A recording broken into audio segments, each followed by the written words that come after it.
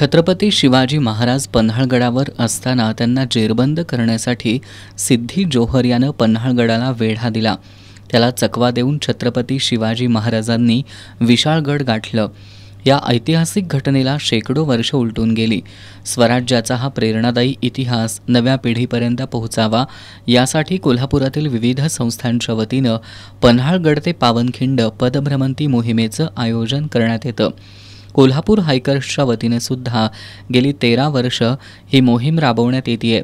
नरवीर शिवा काशीद यांच्या समाधीला अभिवादन करून यंदाच्या 14व्या मोहिमेची सुरुवात करण्यात आली. यावेळी पनवेल महानगरपालिकेचे अतिरिक्त आयुक्त डॉक्टर प्रशांत रसाळ, कोल्हापूर हायकर्सचे अध्यक्ष सागर पाटील यांच्या हस्ते नरवीर शिवा काशीद यांच्या समाधीचं पूजन करण्यात आलं.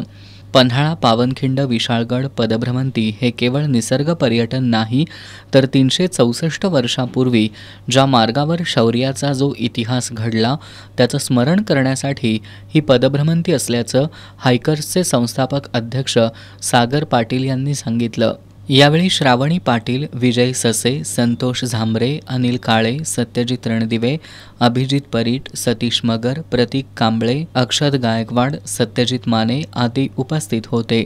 या मोहिमेमध्ये कोल्हापूरसह सांगली, मिरज, सातारा, पुणे, सोलापूर, अक्कलकोट, नगर, नाशिक, गोवा, बेळगाव, छत्रपती संभाजीनगर, अकोला या ठिकाणचे शिवभक्त सहभागी झालेत.